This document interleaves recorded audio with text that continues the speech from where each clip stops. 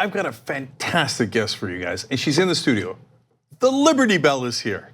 Adrienne Bell, one of the first ever Just Democrats that we talked to, and one of the first to win. You won a runoff in Texas. That was the first set of races that we covered, and then you won within the runoff. So you've already got 2 wins under your belt, in a sense. I'm sorry, you won the primary overall, I should say.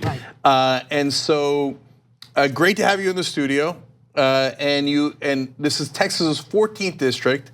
And you run against Randy Weber. Correct. Okay, so let's talk about your opponent first, and then I want to talk, if in case some of you did not see the earlier interviews that we did with Adrienne, I want to talk about your background as well. Okay. So Randy, how bad is he? Randy is missing, and he's not seen much in the district, and he votes 93% with Trump. And so therefore he is voting against the interest of the constituents in District 14. And let's talk about the district a little bit. You got a Republican incumbent, so it's at least used to be red, right? Correct. And so is it significantly Republican historically or no? It was gerrymandered in 2012, and before that, they had a Democratic congressman, Nick Lamson. And so since the gerrymandering is when it became more of a conservative district. I remember Nick Lamson. Man, I've had a lot of people on the show. So I remember talking to Nick Lamson back when he was a congressman. So if it's redistricted, but it can still happen again. Exactly. So the most important thing, Adrienne, and I've seen this work now in a lot of the races of people who've won primaries. Obviously, we've got general elections coming up. It's working in closing the lead in polls in a lot of the areas. It's talking about their donors. So Randy Weber, does he have some donors that might be problematic in determining whether he's actually representing the people there? Well, he has donations from NRA and also a lot of corporations where he gets a lot of his money. So you're a Just Democrat. That means that you don't take any corporate PAC money. So I got a list here. He's taking money from Marathon, Exxon, Halliburton, and so. Look, oil and gas is big in Texas, yes, but at the same time, you want it to be for the people. So if it creates jobs, that's one thing. Right. But if Randy Weber's secretly working for Halliburton and Exxon because he's taking money from them, that's a different thing. Correct. So, look, I'll ask you the question that the Anderson Coopers of the world asked Bernie, and I'm curious what your answer is. Do you think that makes them personally corrupt? I think it makes him not focus on the people, and the focus is on corporations and making sure that you take care of them. When we look at the tax cuts, what we call it the tax scam, that occurred, it had nothing to do with the people that are in that district. The district is comprised mainly of lower income and middle income working families. And so when you have tax cuts that are going toward corporations, you're not trying to benefit the people, you're benefit the corporations who are paying you. That's, in my opinion, exactly right. And he's a member of the Freedom Caucus. That's about the most conservative you can get, right? Very conservative. He voted against the Affordable Care Act, which in Texas ranks the worst in uninsured residents. And so voting against our residents having insurance basically is telling you, I don't really care about you. I don't care whether or not your family is healthy. I don't care whether or not you can have health care insurance just to take care of your family.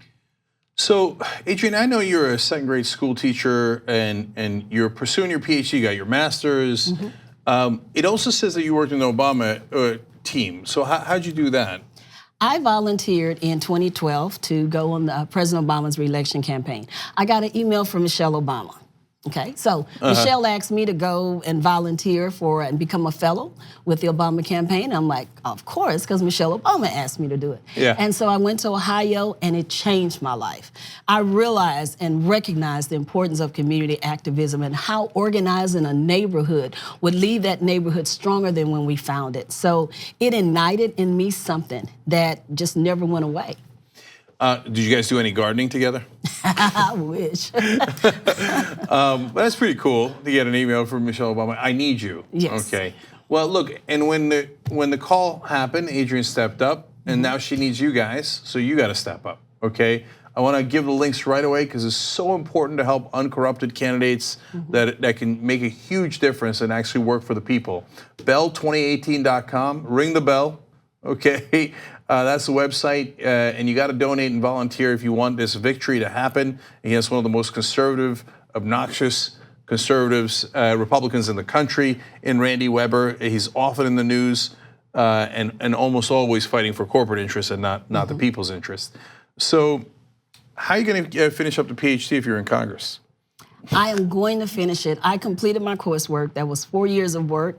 And so then I decided to run for Congress. And it's very difficult to run for Congress and also study for your comprehensive exams and write a dissertation.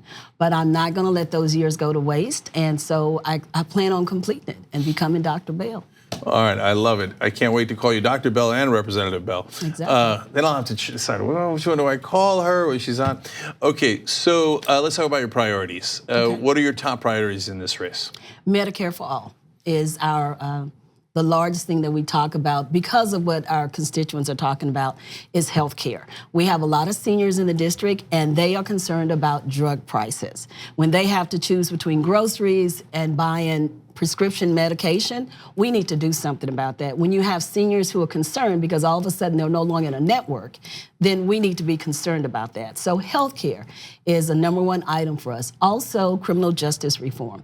We have too many black and brown men that are locked up in prisons because of the failed war on drugs, for one.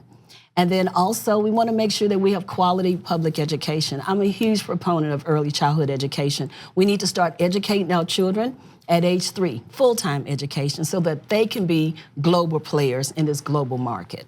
Yeah, it's funny because Republicans sometimes talk about what's wrong with the culture, right? Now that's a code word, and especially they talk about it in terms of Chicago and what's wrong with the culture there. They're trying to attack black folks, okay?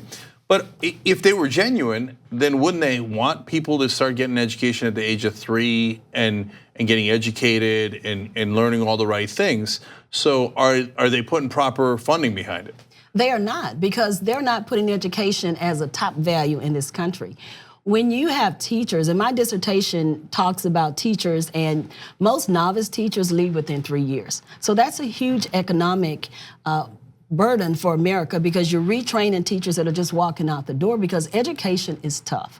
When we're teaching to a test and we're not teaching the students, we're not making sure that they know how to read. We want to make sure that they can read a passage, they can dissect it, and that's it. Well, that's not a student outcome success, being able to pass one test in one day. And so they're not focusing on that. Texas, especially, we've had a lot of education funding cuts. And so thankfully, this year, we have representatives who are running for office who are really concerned about public education and want to put it back on the forefront in Texas. It's so frustrating. That's why we do Rebel Headquarters in the first place. If you're paying attention to who's actually trying to help you and who cares about the community, and that's why Just Democrats, by the way, found Adrienne Bell, because they were looking for people who were active in the community, cared about people that were, or the guy who's taking all the money. So Medicare for all. Adrienne, how can we be sure that you're gonna fight for the health care of the people when you're taking all that money from pharmaceutical companies? Right, well, I'm not taking any money from pharmaceutical companies. You're not taking any money from pharmaceutical companies. Correct. Okay, but the other guys do. How do you know if they're working for you or the drug companies that are paying them? Of course you don't. It's just a matter of getting the word out if we get the word out. All right, now, but I hear from the mainstream media, well, you can't run on Medicare for all in the middle of Texas in a red district. That won't work. But you just said it was your #1 priority. So what are they getting wrong? We have too much focus on the why nots and what we can't do. Because we're buying into this mindset that we cannot have Medicare for all. Why not? We can have it. We just need representatives in place that will make it a priority and will vote for it. You have that in me. You have that in a lot of the other Justice Democrats that are running, other candidates that are running in Texas. They want Medicare for all because we can do it. We have lost vision as a country. We've lost the creativity that we can have these things. We were the country that went to the moon, and now we can't have Medicare for everyone. So war on drugs is another one that people in Washington snicker about. Oh my God, what are you going to legalize pot? How many people are, I don't know if you know the number, I don't know the number off my head, but how many people are in prison because they had the equivalent of a beer? It's a lot. There is a lot, and one of the first persons who asked me my position of legalizing marijuana is 70 years old.